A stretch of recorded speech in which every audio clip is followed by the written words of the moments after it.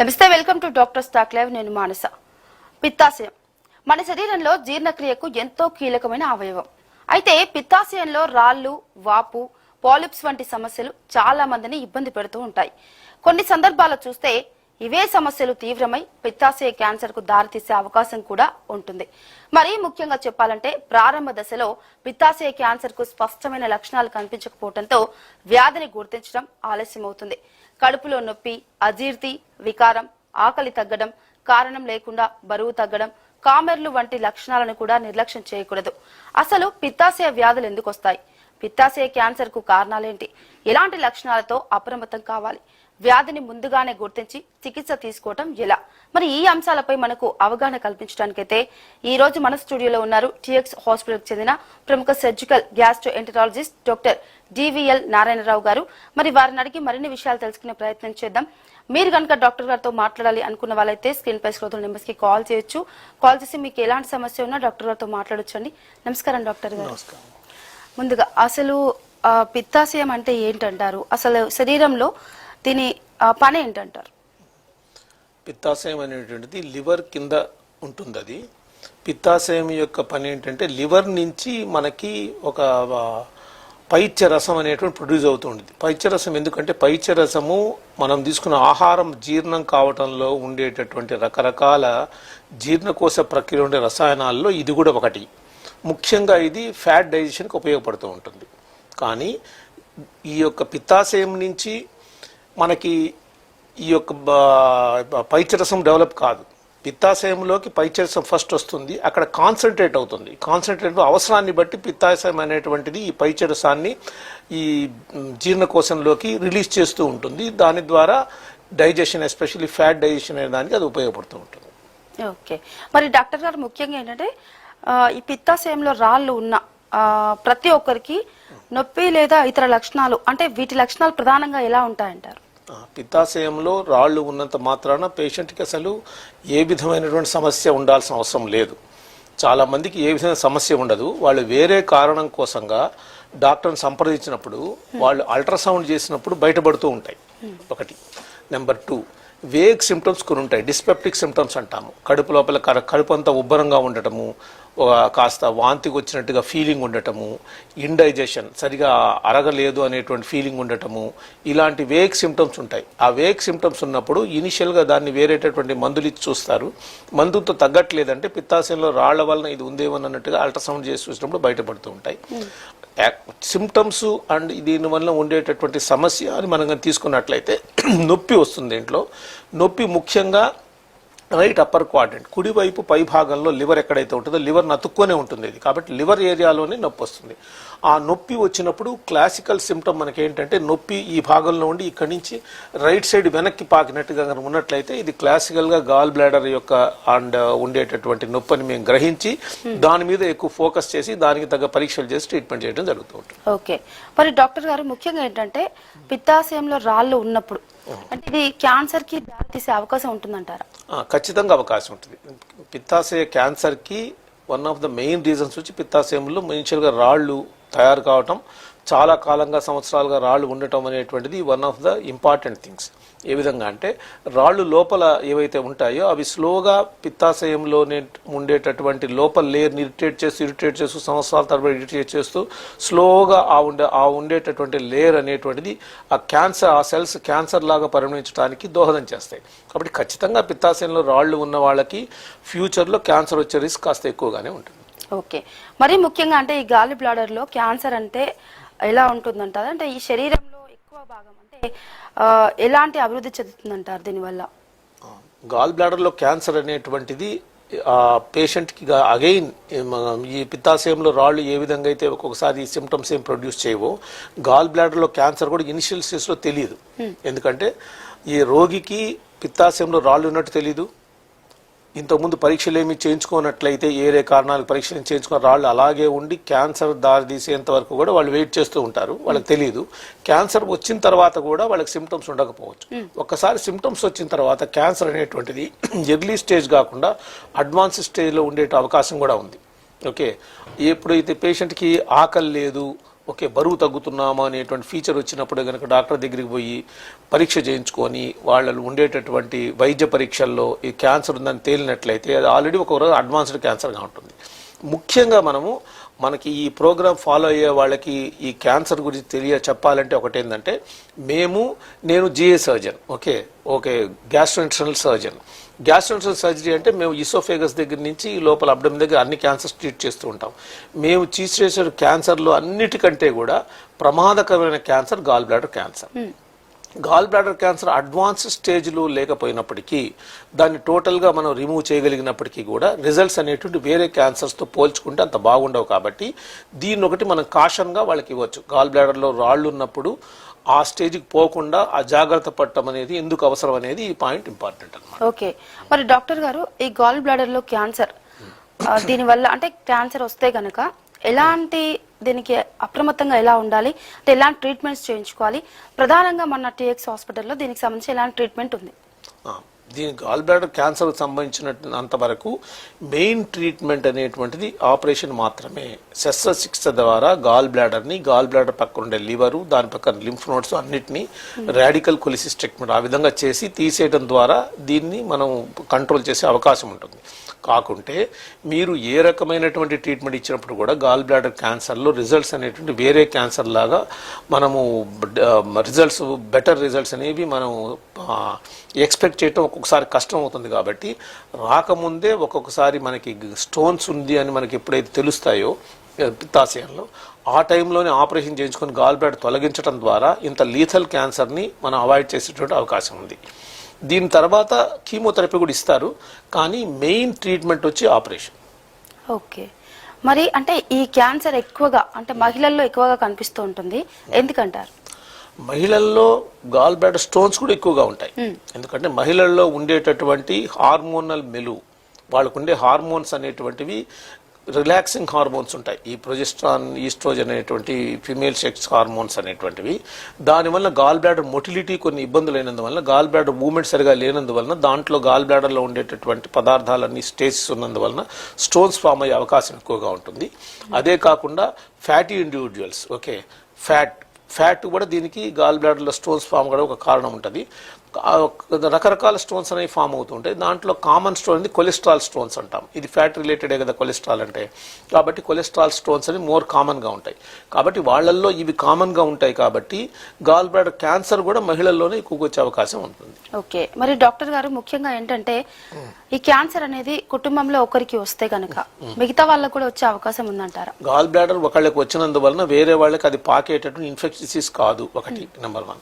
Number 2 ఏంటంటే gall bladder cancer అనేది వచ్చినందువలన వేరే ఫ్యామిలీస్లో రన్ చేసేటువంటి క్లాసికల్ జెనెటిక్ ఈ ప్రాపగేషన్ టైప్ ఆఫ్ క్యాన్సర్ కానప్పటికీ కూడా ఇంట్లో ఉండే వాళ్ళలో వేరే రకమైన క్యాన్సర్స్ ఉండే రిస్క్ ఎక్కువగా ఉన్నట్లయితే వీళ్ళలో కాస్త ఎక్కువగా ఉంటుంది. కానీ జనరల్గా ఏంటంటే మనం ప్రజల్ని మిస్గైడ్ చేయకుండా ఉండాలంటే గాల్ బ్లాడర్ క్యాన్సర్ అనేది ఇక్కడ వస్తే వేరే వాళ్ళకి వచ్చే అవకాశం వేరే కొన్ని ఫెమిలియల్ క్యాన్సర్స్తో పోల్చుకుంటే తక్కువ.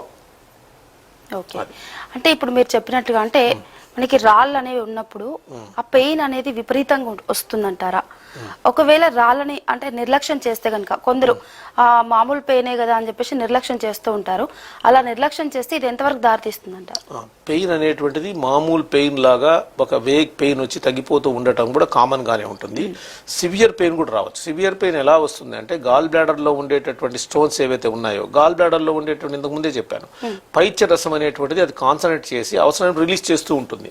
గాల్ బ్లాడర్ నుంచి గాల్ బ్లాడర్ కి బైల్ డక్ట్ కి మధ్యలో ఉండేటటువంటి ఏదైతే కనెక్షన్ ఉంటుందో దాన్ని సిస్టిక్ డక్ట్ అంటాం. బైల్ డక్ట్లోకి వచ్చిన తర్వాత అక్కడి నుంచి స్లోగా అది ఇంటెస్టైన్లోకి వెళ్తూ ఉంటుంది. అదేవిధంగా స్టోన్స్ కూడా అక్కడి నుంచి స్లిప్ అయ్యి ఇంటెస్టైన్లోకి పోయే అవకాశం ఉంటుంది. కాకపోతే ఈ సిస్టిక్ డక్ట్ దగ్గర ఒక్కొక్కసారి స్టోన్ వచ్చి స్టక్ అయిపోయింది అనుకోండి, గట్టిగా స్టక్ అయిపోయినప్పుడు ఆ స్టోన్ని అది పుష్ చేయడానికి గాల్ బ్లాడర్ గట్టిగా కాంట్రాక్ట్ అయినప్పుడు నొప్పి వస్తుంది. ఓకే, కాబట్టి స్టక్ అయిపోయినప్పుడు సివియర్ పెయిన్ వస్తుంది. దాన్ని కోలికి పెయిన్ అంటాం. సివియర్ పెయిన్ వచ్చే అవకాశం ఉంటుంది. కానీ నార్మల్గా తక్కువ మోతాదులో ఉండేటటువంటి నొప్పి ఏదైతే ఉందో అది ఎక్కువ కామను అయినప్పటికీ సివియర్ పెయిన్ కూడా వచ్చే అవకాశం ఉంటుంది. కానీ నిర్లక్ష్యం మాత్రం చేయొద్దంటారు. నిర్లక్ష్యము గాల్ బ్లాడర్ లో స్టోన్స్ ఉన్నాయని ఎప్పుడు తెలిసినా నిర్లక్ష్యం చేయకూడదు. నొప్పి ఉన్నప్పుడు ఎప్పుడు మీరు హాస్పిటల్కి పోయినా కూడా ఏ డాక్టర్కి చూపించిన ఎంబీబీఎస్ డాక్టర్ దగ్గర నుంచి సీనియర్ స్పెషలిస్ట్ జిఐ సర్జన్ దాకా ఎవరిని కన్సల్ట్ అయినప్పుడు ఖచ్చితంగా అల్ట్రాసౌండ్ చేపిస్తారు డౌట్ వచ్చినప్పుడు. అల్ట్రాసౌండ్ లో ఎలాగో తెలుస్తుంది. అల్ట్రాసౌండ్ లో తెలియకపోతే పోయేటువంటి అవకాశం లేదు, అసలు ఆల్మోస్ట్ లేదు, నెగ్లిజిబుల్ అని చెప్పొచ్చు మనము. ఎందుకంటే అల్ట్రాసౌండ్లో గాల్ బ్లాడర్ని ఐడెంటిఫై చేయడం చాలా సులభం కూడా, కాబట్టి వెంటనే మనకి డయాగ్నోస్ చెప్పేస్తారు, కాబట్టి దానికి తగ్గట్టుగా ట్రీట్మెంట్ అనేది కూడా డాక్టర్స్ అడ్వైస్ చేస్తారు, కాబట్టి ఆ ట్రీట్మెంట్ ఫాలో కావచ్చు. ఓకే డాక్టర్ గారు కాల్ తీసుకుందాం. హలో హలో హలో నమస్తే అండి, మీ పేరు ఎక్కడి నుంచి మాట్లాడుతున్నారు? నమస్తే అండి, నా పేరు మధు అండి. మధు గారు ఎక్కడి నుంచి మాట్లాడుతున్నారు? బిఎన్ రెడ్డి నుంచి అండి. ఓకే మధు గారు చెప్పండి, మీ సమస్య ఏంటో డాక్టర్ గారితో మాట్లాడొచ్చు అండి. మాట్లాడండి. మధు గారు చెప్పండి. సార్ నమస్తే. నమస్తే నమస్తే సార్ ఏం లేదు, ఈ మధ్యన కొంచెం ఆయాసం అవుతుంది, నాకు థైరాయిడ్ ఉంది, at the same time sugar కూడా ఉంది. ఓకే. అయితే ఈ మధ్యన ఎల్ఎఫ్టి చేయించుకున్నాను ల్యాబ్ లో, ఎవరో సజెస్ట్ చేస్తే, ఫ్రెండ్ సజెస్ట్ చేస్తే. అది 3.0 దాటింది, కొంచెం ఫ్యాటీ లివర్ ఉండొచ్చు అని చెప్పేసి అన్నారు. ఓకే. కొంచెం భయంగా ఉంది అసలు. ఫ్యాటీ లివర్ అల్ట్రాసౌండ్ చేయించుకున్నారా మీరు? Sir ultrasound test చేయించుకున్నారా?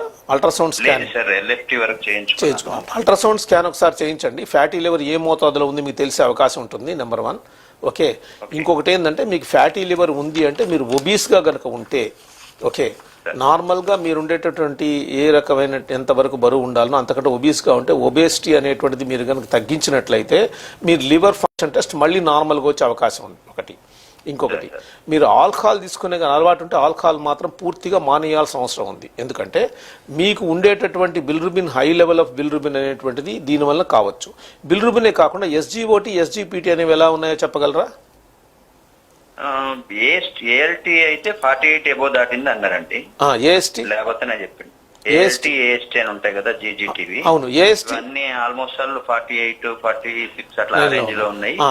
బిలిరుబిన్ ఏదైతే ఉందో, బిలిరుబిన్ లో అన్కాంజుగేటెడ్, కాంజుగేటెడ్ 2 కాంపోనెంట్స్ ఉంటాయి. ఏది ఎక్కువగా ఉంది?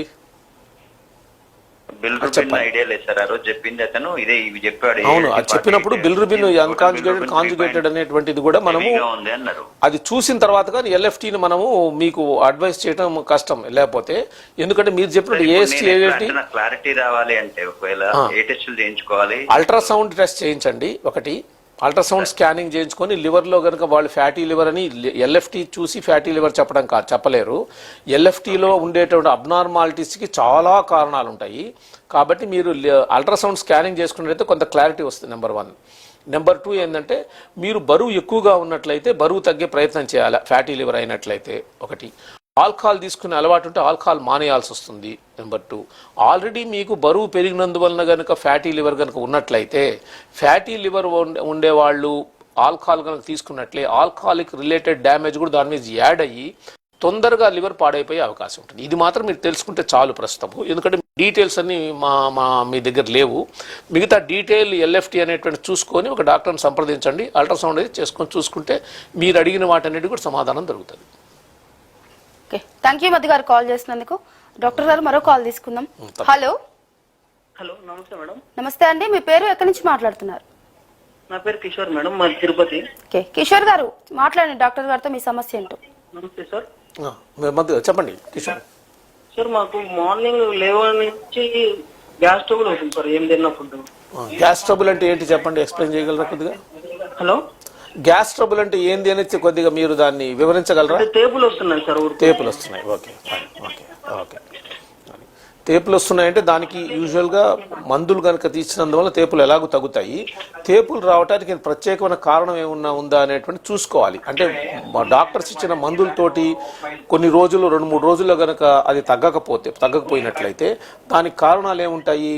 ఒకటి వచ్చేసేసి మీకు ఉండేటువంటి స్టమక్, డియోడెర్మ్లో ఉండేటువంటి దాని ఆ ఏరియాలో ఏదైనా ప్రాబ్లం ఉంటే ఉండొచ్చు. దానికోసం యూజువల్గా ఎండోస్కోపీ చేసి చూస్తారు.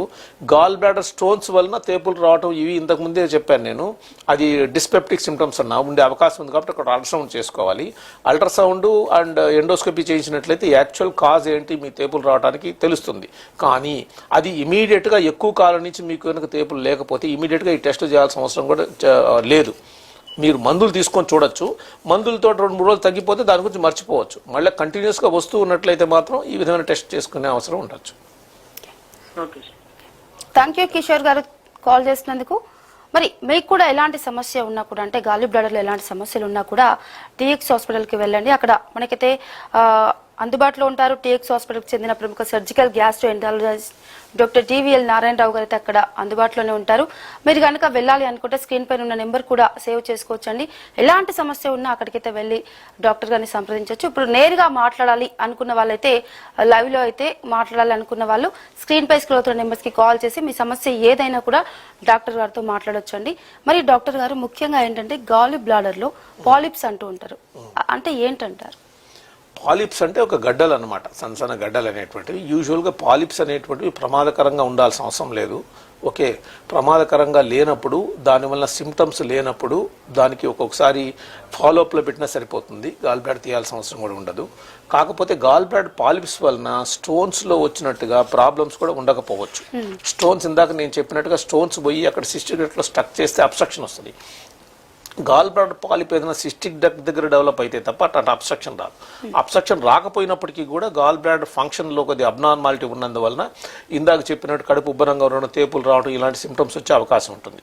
కాకపోతే గాల్ బ్లాడర్లో ఏ ప్రాబ్లం ఉన్నా కూడా గాల్ బ్లాడర్ పాలిప్స్తో సహా తర్వాత క్యాన్సర్ డెవలప్ అయ్యే అవకాశాలు ఉన్నాయి. కాబట్టి మేమైతే మాత్రం especially gall bladder polyps young ఏజ్లో కానీ ఐడెంటిఫై చేసినట్లయితే గాల్ బ్లాడర్ తీయించుకోవడం ఉత్తమం. ఎందుకంటే గాల్ బ్లాడర్ ఆపరేషన్ అనేటువంటిది ఇప్పుడు చాలా సింపుల్గా చేస్తున్నారు. టెక్నాలజీ ఇంప్రూవ్ అయిపోయింది. ల్యాప్రోస్కోపీ ద్వారా చిన్న చిన్న రంధ్రాలు వేసి చేస్తున్నారు. రోబోటిక్ సర్జరీకి వచ్చింది. రోబోటిక్ సర్జరీ ఇంకా ప్రెసిషన్ పెరిగింది.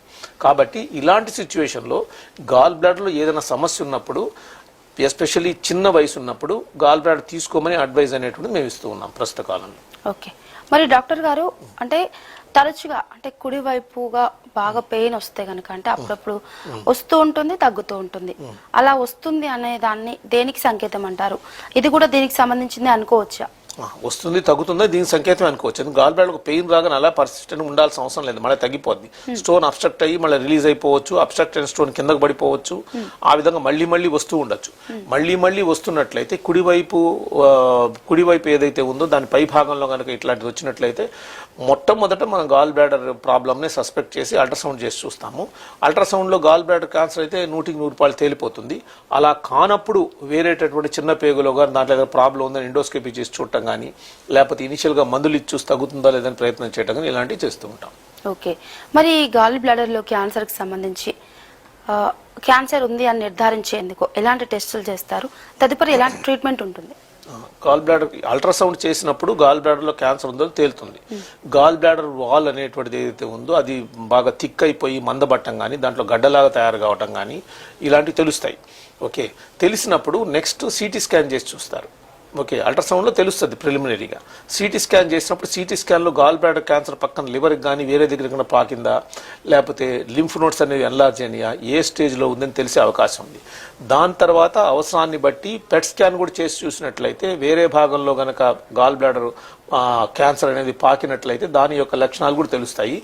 దాని యొక్క స్టేజ్ని బట్టి దానికి ట్రీట్మెంట్ ఏం చేయాలనేటువంటిది డిసైడ్ చేయడం జరుగుతుంది. ఓకే, మరి డాక్టర్ గారు ముఖ్యంగా అంటే ఈ క్యాన్సర్ లో కామెర్లు కూడా వస్తూ ఉంటాయి అంటూ ఉంటారు, ఎందుకంటే?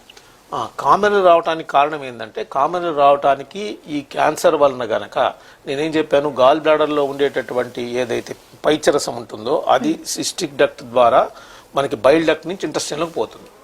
ఈ క్యాన్సర్ అనేటువంటిది బైల్ డక్ట్ ని కనుక అబ్స్ట్రక్ట్ చేసింది అనుకోండి, అప్పుడు పైచరసం అనేటువంటిది లివర్ నుంచి కింద పక్క ఇంటెస్టైన్స్ పోక అది ఆగిపోయినట్లయితే దాంట్లో ఉండి బిలిరుబిన్ అనేటువంటిది బ్లడ్ లో పెరిగిపోతూ జాండీస్ అనేది వస్తుంది.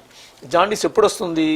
గాల్ బ్లాడర్ క్యాన్సర్ అనేది పెద్దగా ఉండి బైల్ డక్ట్ ని అబ్స్ట్రక్ట్ చేసే స్టేజ్ లో ఉన్నప్పుడే మనకి జాండీస్ వస్తుంది.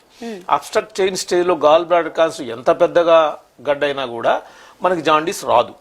లేదంటే గాల్ బ్లాడర్ క్యాన్సర్ లివర్లోకి పాకినందువలన లివర్ సెల్స్ని డెస్ట్రాయ్ చేసి లివర్లో ఆ యొక్క ఎక్కువ ట్యూమర్స్ అయిపోయి దానివల్ల లివర్ డెస్ట్రాయ్ అయినందుకు జాండీస్ రావచ్చు. కానీ అది కామన్ ప్రాబ్లం కాదు. అదే కాకుండా ఇంతకుముందు చెప్పాను, గాల్ బ్లాడర్ స్ప్రెడ్ అయినప్పుడు లింఫ్ నోడ్స్ కూడా స్ప్రెడ్ కావచ్చని. ఆ బైల్ డక్ట్కి సరౌండింగ్గా ఏదైతే నాళం ఉంటుందో దానికి సరౌండింగ్ ఉండే లింఫ్ నోడ్స్ అన్ని పెరిగి అవి వచ్చి బయట నుంచి దాన్ని మన బైల్ డక్ట్ని కంప్రెస్ చేసినందువల్ల కూడా అది అడ్డుకొని దానివల్ల కూడా జాండీస్ రావచ్చు. కానీ ఒక్కసారి జాండీస్ వచ్చిందంటే యూజువల్గా అది ఎర్లీ స్టేజెస్ కాదు, అడ్వాన్స్డ్ స్టేజ్ కింద భావించాల్సి వస్తుంది. దానికి ట్రీట్మెంట్ అనేది క్లిష్టంగా ఉంటుంది. చాలా మేజర్ ఆపరేషన్స్ అవసరం ఉండే అవకాశం అయితే ఉంటుంది. ఓకే, డాక్టర్ గారు కాల్ తీసుకుందాం. హలో. హలో హలో నమస్తే అండి, మీ పేరు ఎక్కడి నుంచి మాట్లాడుతున్నారు? నా పేరు నాగరాజు అండి, సనత్నగర్ నుంచి మాట్లాడుతున్నా. ఓకే, నాగరాజు గారు మీ సమస్య ఏంటో డాక్టర్ గారితో మాట్లాడండి. ఏం లేదు మేడం, నా వయసు వచ్చి 50 సంవత్సరాలు. చెప్పండి. నేను హార్డ్ వర్క్ చేస్తూ ఉంటాను. హార్డ్ వర్క్ వల్ల ఏం చేస్తున్నా అంటే రోజు క్వార్టర్ మందు తాగుతాం మేడం. అయితే ఆకలి క్వార్టర్ మందు వల్ల అంటే వర్క్ చేసి ఇంటికి ముందు క్వార్టర్ తాగుతాం మేడం. రోజు ఇప్పుడు ఆకలి తగ్గిపోయింది, కడుపులో ఆయాసంగా ఉంటుంది. నాకు ఏమన్నా ప్రాబ్లం ఉందా ఏమో అని ప్రోగ్రామ్ చూసి ఫోన్ చేస్తున్నా మేడం. డాక్టర్ గారితో మాట్లాడండి. మీకు ఈ యొక్క ఆయాసంగా ఉండటం కానీ ఆకలి తగ్గటం కానీ ఈ మధ్య మొదలైంది కదా? అవును సార్. అది కాబట్టి మీకు ప్రాబ్లం ఉంటుందా లేదా అంటే ప్రాబ్లం ఖచ్చితంగా ఉంటుంది. ఏ ప్రాబ్లం అనేటువంటిది మీరు చెప్పిన ఈ సిమ్టమ్స్ చెప్పలేకపోవచ్చు, ఖచ్చితంగా ఉంటుంది.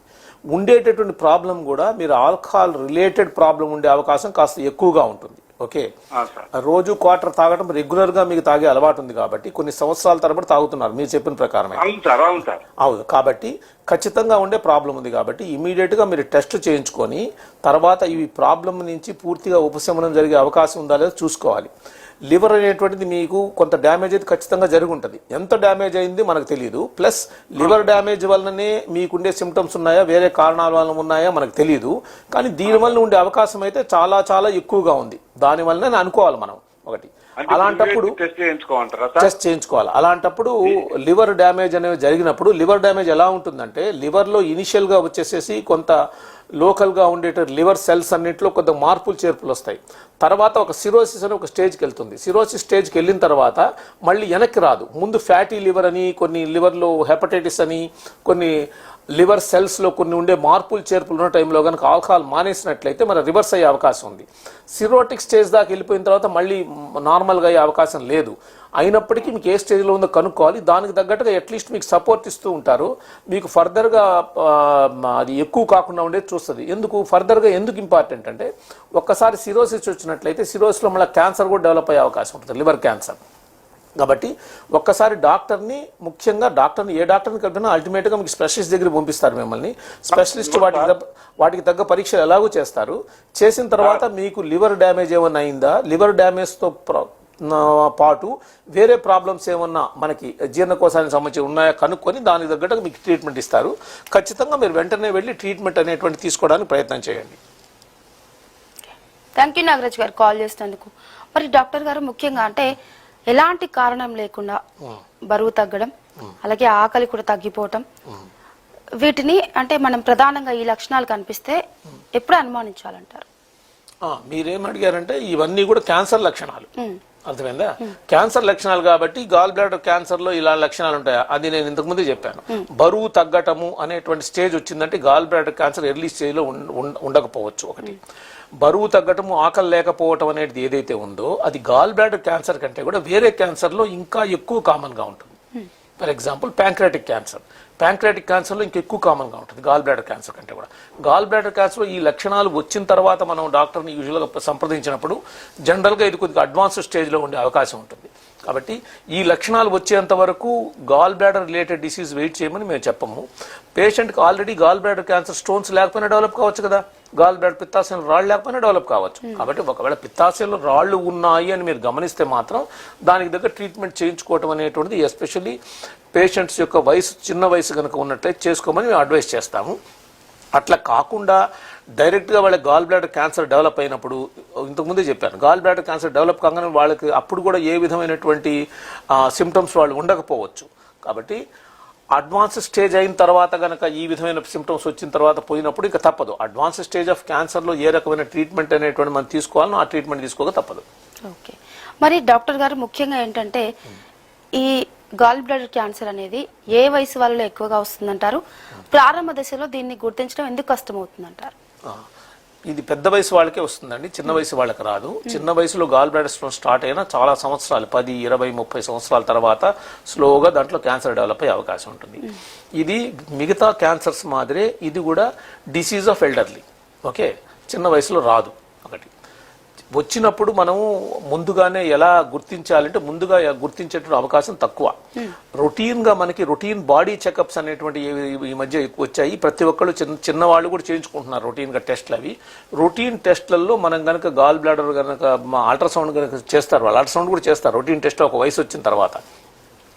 ఆ టెస్ట్లలో కనుక గాల్ బ్లాడర్లో ఏ విధమైన అబ్నార్మాలిటీ కనిపించినా, గాల్ బ్లాడర్ వాల్ ఆల్రెడీ మందం అయిపోయింది అనేటువంటిది ఉన్న డౌట్ మీద గాల్ బ్లాడర్ తీసేస్తారు. అంతేగాని మందగించిందంటే దానికి వేరేటటువంటి క్యాన్సర్ లాగా బయాప్సీ తీయరు, గాల్ బ్లాడర్ మొత్తం తీసి టెస్ట్ కోసం పంపిస్తారు. అలాగా కనుక వాళ్ళు రెగ్యులర్ హెల్త్ చెకప్ చేసుకున్నట్లయితే దీన్ని ముందుగా గుర్తించే అవకాశం ఉంటుంది. లేకపోతే దీన్ని ముందుగా గుర్తించే అవకాశం లేదు సిమ్టమ్స్ లేనప్పుడు. ఓకే, మరి మీరు చెప్పినట్లుగా అంటే ఈ పిత్తాశయాన్ని తొలగించిన తర్వాత ఇంతకు ముందు ఎలా ఉన్నామో అలా ఉండగలుగుతారా, లేదంటే ఆహార మార్పులు అయితే అంటే ప్రతి దాంట్లో కూడా ఏమైనా మార్పులు చేర్పులు ఉంటాయంటారా? ఇంత ముందులాగా ఉండటం కాదు, ఇంత ముందు కూడా బాగుంటారు. ఎందుకంటే ఒకసారి డాక్టర్ దగ్గరికి పోతారు, ఆపరేషన్ చేయించుకున్న తర్వాత వాళ్ళు ఒక్కసారి ఆపరేషన్ అయిన తర్వాత రెగ్యులర్గా, నా ఎక్స్పీరియన్స్ నేను చూసింది ఏంటంటే రెగ్యులర్గా డాక్టర్ సంప్రదించడానికి అలవాటు వాళ్ళకి వస్తుంది. చూసుకుని దాని ప్రాబ్లం ఉంటుందేమో, ఉండదని చెప్పినా కూడా ఉంటుందేమో, రెగ్యులర్గా డాక్టర్ యొక్క సంప్రదించుకుంటూ ఉంటారు కాబట్టి ఆరోగ్య రీత్యా ఇంతకు ముందు కంటే బాగుంటారు. ఒకటి నెంబర్ 1. నెంబర్ 2, ఈ యొక్క గాల్ బ్లాడర్ తీసేసినందువల్ల పేషెంట్కి ఏమైనా ప్రాబ్లం ఉంటుందా అనేటువంటిది. తీసినందువల్ల పేషెంట్కి ఏ విధమైన ప్రాబ్లం ఉండదు. ఏ విధంగా ప్రాబ్లం ఉండదని మీరు అంటున్నారు, కాకపోతే మీకు గాల్ బ్లాడర్లో ఈ యొక్క పైచరసం అనేటువంటిది కాన్సన్ట్రేట్ అవుతుంది కాబట్టి కాన్సన్ట్రేషన్ కాదు కదా ఇప్పుడు కరెక్ట్ టైంకి ఏ విధంగా రిలీజ్ అవుద్ది అవసరాన్ని బట్టి ఇది మన డైజెషన్ అనేది ఎఫెక్ట్ కాదా అనేటువంటి ఒక డౌట్ కూడా వచ్చే అవకాశం ఉంటుంది. అలాంటప్పుడు డైరెక్ట్గా ఇది కాన్సన్ట్రేట్ కాకపోయినా కూడా బైల్ టయానికి రిలీజ్ అవుతూ ఉంటుంది. అదే కాకుండా బైల్ డక్ట్ ఏదైతే ఉందో స్లోగా ఒక పీరియడ్ ఆఫ్ టైం అది మార్పు చెంది కొద్దిగా డైలేట్ అయ్యి దాంట్లో అది స్టోర్ చేయడానికి కూడా అది అలవాటు పడుతుంది అన్నమాట. కాబట్టి ఏ విధంగా కూడా గాల్ బ్లాడర్ తీసేసిన ఇబ్బంది ఉంటుంది అని మనము ఆలోచించాల్సిన అవసరం లేదు. Is it a disposable organ అంటే డిస్పోజబుల్ ఆర్గాన్ అని మీరు భావించవచ్చు, తప్పేమీ లేదు. డిస్పోజబుల్ ఆర్గాన్ అనటానికి లేదు సైంటిఫిక్గా అయినప్పటికీ కూడా ఆ విధంగా భావించవచ్చు. కాబట్టి మీరు ఎర్లీ స్టేజ్లోనే దీనికి ట్రీట్మెంట్ తీసుకోవడం అనేది మంచిది. ఓకే, అంటే ఇది మందులతో క్యూర్ కాదంటారా? ఇది ఏ సమయంలో అంటే ఏ పరిస్థితి దాటితే గనక తొలగించే పరిస్థితి వస్తుందంట? తొలగించే పరిస్థితి అనుమానం ఏ మాత్రం ప్రాబ్లం ఉన్నా తొలగించాల్సిందే, మందులతో ట్రీట్ చేయరు. నెంబర్ 2, మందులతో గాల్ బ్లాడర్ యొక్క స్టోన్స్ కరిగించవచ్చా లేదా అనేటువంటిది దాన్ని ఎక్కువ డిస్కస్ చేయడం ద్వారా మనకి చూసేవాళ్ళు కొంత కన్ఫ్యూజన్ వస్తుందేమోనని నా భయము. అదర్వైజ్ గాల్ బ్లాడర్ కరగటానికి మందులు ఉంటాయి, వాటి వల్ల ఉంటాయి. గాల్ బ్లాడర్ స్టోన్స్ అనేవి ఒక స్టేజ్లో ఉన్న తర్వాత దాన్ని కరిగించినందువల్ల ఉపయోగం ఏంటి అంటే నెంబర్ 1 కరిగిస్తాము, అది చిన్న సైజ్ చిన్నగా అయింది. సైజ్ చిన్నగైనందువలన యాక్చువల్గా గాల్ బ్లాడర్ కాంప్లికేషన్స్ దృష్ట్యా తీసుకుంటే సీరియస్ కాంప్లికేషన్స్ వచ్చే అవకాశం ఉంది. ఎందుకంటే చిన్న చిన్న స్టోన్స్ అసిస్టిక్ స్లిప్ కావు, చిన్న స్టోన్ అనేది ఈజీగా స్లిప్ అయిపోయి కిందకు వచ్చి బైల్ డక్ట్ తో పాటు ఉండేటటువంటి ప్యాంక్రియాటిక్ డక్ట్ ని అబ్స్ట్రక్ట్ చేసి ప్యాంక్రటైటిస్ రావచ్చు. ప్యాంక్రటైటిస్ అనేది ఒక్కొక్కసారి లైఫ్ థ్రెటనింగ్ డిసీజ్ కూడా పరిణమించే అవకాశం ఉంటుంది అన్నమాట. ఒకటి. నెంబర్ 2, నువ్వు ఎన్ని మందులు వాడినా జీవితాంతం ఏ మందులు వాడటం అనేది కరెక్ట్ కాదు. Number 1. Number 2, gall bladder is the manufacturing house. తగ్గిపోయిన తర్వాత మళ్ళీ మందులు మానేస్తుంది, మళ్ళీ గాల్ బ్లాడర్ అనేటువంటిది దాని యొక్క మొబిలిటీ ఇష్యూస్ వలన గాల్ బ్లాడర్లో ఉండేటటువంటి దాని యొక్క లక్షణం దృష్ట్యా అది దాంట్లో స్టోన్స్ ఫామ్ అయ్యేటటువంటి అవకాశం ఉంది. కాబట్టి దాంట్లో మళ్ళీ కూడా స్టోన్స్ ఫామ్ కావచ్చు కదా. గాల్ బ్లాడర్ సింపుల్గా డే కేర్ ప్రొసీజర్ లెవెల్లో ఒకరోజు హాస్పిటల్లో ఉండి వెళ్ళిపోయే పరిస్థితి వచ్చి లాప్రోస్కోపీ ద్వారా చేస్తున్నప్పుడు ఈ విధంగా గాల్ బ్లాడర్ మాటికి మందులు వాడుకుంటూ మాటికి స్టోన్స్ కరిగాయలేదో చూసుకుంటూ ఉండడం అనేది కరెక్ట్ పద్ధతి కాదు. అది అనవసరమైన రోగి యొక్క మైండ్లో టెన్షన్ తప్ప దానివల్ల ఎక్స్ట్రా అడ్వాంటేజ్ అంటూ ఏం లేదు. ఓకే, మరి డాక్టర్ గారు ముఖ్యంగా అంటే ఈ గాలి బ్లాడర్ లో ఈ క్యాన్సర్ అనేది రాకుండా ఉండాలి అంటే గనక అసలు ముందు నుంచి ఎలాంటి జాగ్రత్తలు వహించాలంటారు? ఎలాంటి జాగ్రత్తలు అంటే మనం ఎలాంటి జాగ్రత్తలు వహించటం అనేటువంటిది కుదరదు. ఒకటి, గ్రాస్లీ స్పీకింగ్ అంటే మన పబ్లిక్ అర్థం చేసుకోవాల్సినవి, మనం డీప్ సైన్స్ మనకు అవసరం లేదు ఇక్కడ. అది ఇంకొకటి ఏంటంటే గాల్ బ్లాడర్లో స్టోన్స్ రాకుండానే చూసుకోవాలి. స్టోన్స్ రావడానికి మన ప్రధానంగా ఏం కారణం చెప్పాము, ఆడవాళ్ళు ఎక్కువ కామన్. ఆడవాళ్ళు మగవాళ్ళగా మార్చలేం కదా, అవునా కదా. కాబట్టి ఫ్యాట్ నెక్స్ట్ ఫ్యాట్ అని చెప్పాము. కాబట్టి బరువు పెరగకుండా ఉండేటట్టు చూసుకోవాలి. ఆడవాళ్ళైనా మగవాళ్ళైనా బరువు పెరగకుండా కరెక్ట్గా ఎక్సర్సైజ్ అవి చేసి హెల్తీగా కనుక బాడీని ఉంచుకున్నట్లయితే స్టోన్స్ ఫామ్ అయ్యే అవకాశం తక్కువ ఉంటుంది. ఓకే, ఇప్పుడు అంటే రాకుండా ఉండడానికి ఎలాంటి జాగ్రత్తలు తీసుకోవాలో చెప్పారు. వచ్చిన వాళ్ళు ఎలాంటి జాగ్రత్తలు తీసుకోవాలి ఏంటి? వచ్చిన తర్వాత గాల్ బ్లాడర్ ఆపరేషన్ చేసుకోవడమే జాగ్రత్త, అంతే. ఇంకేం ఆ తర్వాత ఏం జాగ్రత్త లేదు. ఒకసారి గాల్ బ్లాడర్ తీసేశారు అంటే పద్ధతి ప్రకారంగానే గాల్ బ్లాడర్ ఆపరేషన్ చేయగలిగితే తర్వాత గాల్ బ్లాడర్ ఆపరేషన్ నాకు అయింది అనే విషయాన్ని మర్చిపోవచ్చు. వాళ్ళు గుర్తుపెట్టుకోవాల్సిన అవసరం కూడా లేదు. Once for all gall bladder తీసేసరికి స్టోన్స్ ఎక్కడ ఉన్నాయి? Manufacturing house is removed. So there is no way gall bladder stones can form. Okay, మరి ఇలాంటి వాళ్ళకి అంటే ఇలాంటి పేషెంట్స్ కి మన టీఎక్స్ హాస్పిటల్లో ఎలాంటి ట్రీట్మెంట్స్ వచ్చాయి చెప్పండి. ఈ గాల్ బ్లాడర్ క్యాన్సర్ మనం డిటెక్ట్ చేయడానికి మనకి ఏం కావాలా? అల్ట్రాసౌండ్ కావాలా. చిన్న చిన్న సెంటర్లో కూడా అల్ట్రాసౌండ్ అయిపోతుంది. చేయడానికి ట్రీట్మెంట్ ఏం చేయాలి? ఆపరేషన్ చేయాలి. ఆపరేషన్ లాప్రోస్కోపీ ద్వారా చేయాలి. రోబోటిక్ సర్జరీ ద్వారా కూడా చేయొచ్చు. టీఎక్స్ హాస్పిటల్లో లాప్రోస్కోపీ సర్జరీ ఉంది. అందులో మేము ఇప్పుడు అడ్వాన్స్డ్ టెక్నిక్లో చేస్తున్నాము. And the robotic surgery facilities అన్నీ ఉన్నాయి. చాలా హాస్పిటల్స్లో ఉన్నాయి, టీఎక్స్ హాస్పిటల్లో కూడా ఉన్నాయి. ఓకే, మరి డాక్టర్ గారు చివరిగా అంటే మీరు మన ప్రేక్షకులకు మీరు ఇచ్చే సలహాలు సూచనలు ఏంటి దీనిపైన? గాల్ బ్లాడర్లో స్టోన్స్ వచ్చినప్పుడు చాలా మంది నా ఎక్స్పీరియన్స్లో ప్రాబ్లం ఏం లేదు కాబట్టి కొంతకాలం వెయిట్ చేయొచ్చు అంటే మేమేం చెప్తాము, ఇది ఎమర్జెన్సీ కాదు, వెయిట్ చేయొచ్చనే చెప్తాం. సడన్ గా ఏం ప్రాబ్లం కాదు కదా. లేకపోతే కాకపోతే వెయిట్ చేయొచ్చు అని చెప్పారు కదా అని మళ్ళీ గాల్ బ్లాడర్ స్టోన్స్ వలన కాంప్లికేషన్స్, కొలిసిస్టైటిస్ కానీ, బైల్ డక్ట్ లో స్లిప్ అయి జాండీస్ రావటం కానీ, అక్యూట్ ప్యాంక్రటైటిస్ రావటం కానీ, అలాంటి కాంప్లికేషన్స్ వచ్చేంత వరకు వెయిట్ చేయకుండా ఆపరేషన్ చేయించుకోమని నేను అడ్వైస్ చేస్తాను. కాంప్లికేషన్స్ వచ్చినట్లయితే వాటికి కూడా ట్రీట్మెంట్ ఉంటుంది. కానీ ట్రీట్మెంట్ అనేటువంటిది కూడా కాంప్లికేట్ అవుద్ది కదా, ఇంత సింప్లిఫైడ్గా కాకపోవచ్చు కదా. కాబట్టి గాల్ బ్లాడర్ స్టోన్స్ అని తెలిసిన తర్వాత ఎస్పెషల్లీ డాక్టర్స్ కనుక ఆపరేషన్ అడ్వైస్ చేసినట్లయితే వెంటనే ఆ యొక్క సలహా పాటించి ఆపరేషన్ చేయించుకోవడం మంచిది. ఓకే డాక్టర్ గారు, ఇప్పటి వరకు అయితే మన కాలర్స్కి అయితే ఏంటి, దాంతో పాటుగా గాలి బ్లాడర్లో క్యాన్సర్ రాళ్ళు వస్తే ఎలాంటి జాగ్రత్తలు తీసుకోవాలి, ఎలాంటి ట్రీట్మెంట్స్ తీసుకోవాలి అన్న దానిపై మీరు మన వాళ్ళకి చాలా చక్కగా వివరించినందుకు థ్యాంక్ యూ అండి. Thank you so much. మరి మీకు కనుక ఇలాంటి సమస్యలు కనుక ఎదురైతే కనుక మీరు టీఎక్స్ హాస్పిటల్కి వెళ్ళొచ్చండి. డైరెక్ట్ డాక్టర్ గారు అయితే అక్కడ ఉంటారు. టీఎక్స్ హాస్పిటల్కి చెందిన ప్రముఖ surgical gastroenterologist doctor DVL Narayanarao గారు అయితే అక్కడ అందుబాటులోనే ఉంటారు. మీకు ఏ సమస్య ఉన్నా కూడా నేరుగా అక్కడికి వెళ్ళి డాక్టర్ గారిని సంప్రదించవచ్చండి. చూసారు కదండి, ఇది ఇవాళ డాక్టర్ స్టాక్ లైవ్. నమస్తే.